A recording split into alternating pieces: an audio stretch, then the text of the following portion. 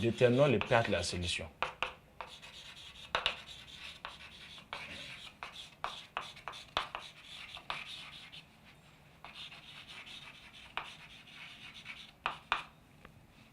Pour avoir le pH de la solution, le pH est défini par moins log de la concentration des ions H3+.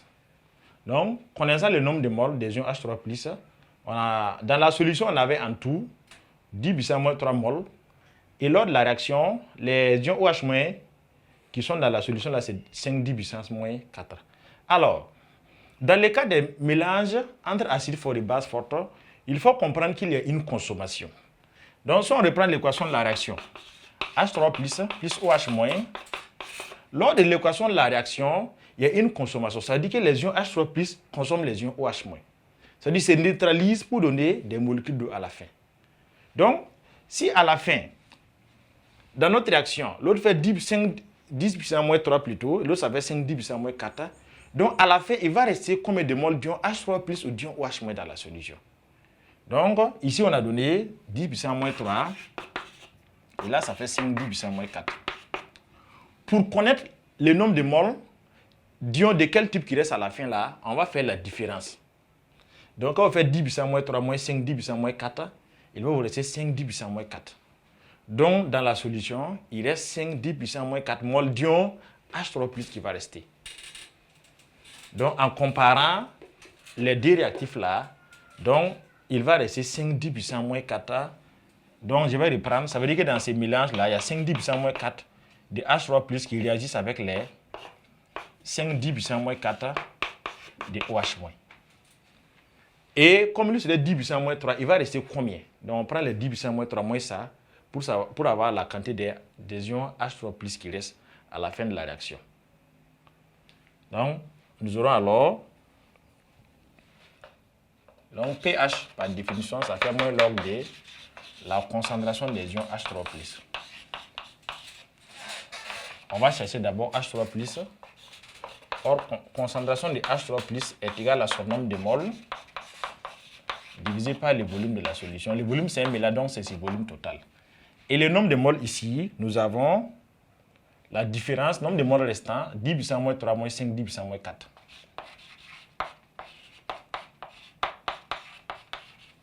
Le volume total, on a mélangé 50 ml de chaque type, donc ça fait 100 ml. Donc, ça fait 50 ml. 50 plus 50, je mets 10 puissance 3 pour convertir en litres.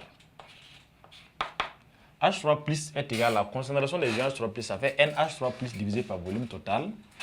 Le nombre de moles de H3 après la réaction là, on regarde ce qui reste, ce qui n'a pas été consommé, ce qui n'a pas été transformé en eau. Donc ça fait 10 puissance moins 3 moins 5, 10 puissance moins 4. Si le volume total qui fait 50 plus 50. Et les 10 puissance moins 3 c'est pour convertir en litres. Alors, donc le calcul va nous fournir concentration des ions H3 est égal à, donc, concentration des ions H3 nous donne 5 10 puissance moins 3 moles par litre. Donc de là, nous allons aller chercher maintenant le pH. Donc on avait dit que pH c'est moins log de H3 donc ça fait moins log de 5 10 puissance moins 3. Et l'application numérique va vous donner que pH est égal à 2,3. Donc voici le pH de la solution que nous avons ici. Donc lorsque la réaction, nous ne sommes pas à l'équivalence et qu'à la fin, il reste de l'acide de la base là, après avoir comparé, si vous constatez que c'est l'acide qui NH3+ qui est supérieur, donc c'est qu'à la fin, le mélange est acide. Mais si c'est les NOH- qui sont plus élevés, c'est qu'à la fin, le mélange est basique. Et pour avoir la quantité de H3+, de OH- restant à la fin, si c'est les H3+, on va évidemment prendre le nombre de moles initial moins le nombre de moles de l'autre là, de OH-. Donc, on trouve ici 5,10 puissance moins 3. Si c'était la base aussi, on allait faire, pareil, c'est le OH- qui reste, on finit faire la même opération. On prend le nombre de moles de OH- moins le nombre de moles de H3+. Et on divise ça par le volume total pour avoir la concentration de la solution. OK. Donc ici, nous avons le pH. Nous poursuivons avec la question numéro, la question suivante, la question 3. La question 4 maintenant. Calculer la concentration des différentes espèces chimiques dans les mélanges. Concentration des différentes espèces chimiques dans les mélanges.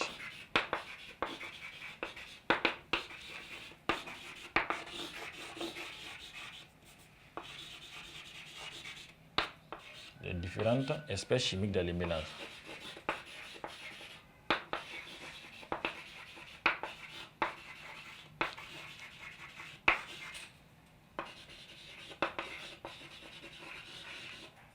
Alors, pour notre solution, on vient de proposer son pH de la solution qui fait 2,3.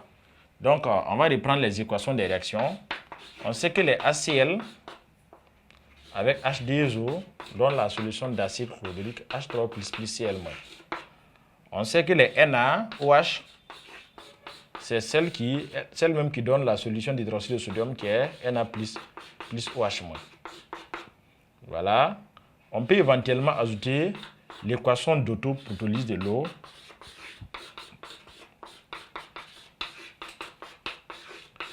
En proposant ces équations de réaction, nous allons aller chercher à déterminer leur concentration. On va faire le bilan d'abord. Bilan. Donc, bilan, c'est faire la liste des espèces chimiques que nous avons. Donc, en dehors de l'eau, nous avons des ions H3+. Nous avons des ions Cl-. Bon, on va aller mettre les ions OH- d'abord. On a des ions Cl-. Et on a des ions Na+. Donc, plus l'eau, éventuellement, dont on ne va pas calculer sa concentration. Donc, la concentration des ions H3+, on vient de déterminer ça tout de suite. Donc, du pH, on a que concentration des ions H3+ est égal à 10 puissance moins pH. Donc, ça va faire 10 puissance moins 2,3. Donc, H3+ va nous donner, on avait calculé ça, 10 puissance moins 3.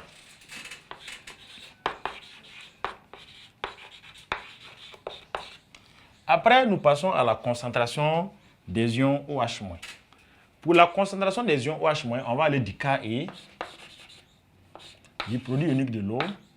On peut avoir que concentration des ions OH- est égale à, bon, nous sommes, suppose qu'on a 25 degrés, 10 puissance moins 14 divisé par concentration de H3+. Donc 10 puissance moins 14 divisé par 5, 10 puissance moins 3. Alors, après application numérique, nous aurons que la concentration des ions OH- est égale à D, 10 puissance moins 12.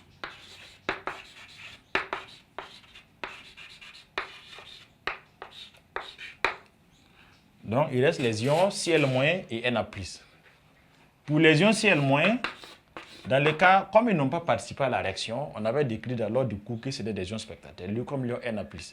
Donc, Cl-, sa concentration, ça fait CaVa sur le volume total. Le Ca proposé dans l'énoncé, on a proposé Ca égale à 0,0D. Le volume, c'était 50 ml, donc ça fait 0,05. Et le volume total, ça faisait 100 ml. Donc, 100 ml, ça fait 0,1. Donc, ces calculs-là vont vous donner alors la valeur 10 puissance moins D. Donc, cette concentration, ça fait 10 à la puissance moins D mol par litre. La concentration des ions Na+, est un spectateur qui provient de la base. Donc là, ça fait CbVb, c'est volume total. Donc, de même, on va reprendre la même démarche. Alors que la base, la concentration qu'on avait donnée, c'était 0,01. 0,01. Le volume, c'est toujours 0,05. Si le volume total qui fait 0,1, puis le volume total, ça fait 50 ml plus 50 ml, ça fait 100 ml. Le tout, ça fait 0,1 litre. Et ces calculs vous donnent 5, 10 puissance moins 3 mol par litre. Donc, voici là la concentration des ions Na+ que nous avons dans cette solution. Alors, donc, cette dernière question a permis de voir comment calculer les concentrations des espèces chimiques lorsque nous sommes dans le cas d'un mélange acide fort avec base forte. Donc, si vous avez les pH là, utilisez les pH pour calculer les concentrations des ions H3+. Après, avec les produits ioniques de l'eau, calculez la concentration des ions OH-. Habituellement, les autres ions sont des ions spectateurs, dont leur concentration c'est CaVa sur volume total et CbVb sur volume total. Si on était à l'équivalence, ça veut dire qu'on allait prendre pH égal à 7. Donc là, ça veut dire que H3+ c'est 10 puissance moins 7. OH- ça allait aussi avoir tombé sur 10 puissance moins 7. Et les autres là, c'est CaVa sur volume total et CbVb sur volume total. Donc c'est tout pour ce premier exercice qui a permis d'écrire l'équation, de revoir encore l'équation de la réaction, de savoir quand est-ce qu'une réaction est, et quand est-ce que nous sommes à l'équivalence lors d'un mélange acido-basique. Et l'équivalence, il faut forcément que le nombre de moles là soit égal pour qu'on dise qu'il y a équivalence. Et si on n'est pas à l'équivalence, le mélange est-il acide ou basique? Si vous comparez, vous voyez que la concentration les quantités de matière de l'acide dépassent. Donc c'est acide. Si c'est pour la base qui dépasse, donc c'est base. Et à partir de là, on peut retrouver le pH de la solution. Si vous voyez que c'est le H3+ qui dépasse, c'est que la solution est acide. On déduit la quantité de H3+ qui reste à la fin de la réaction.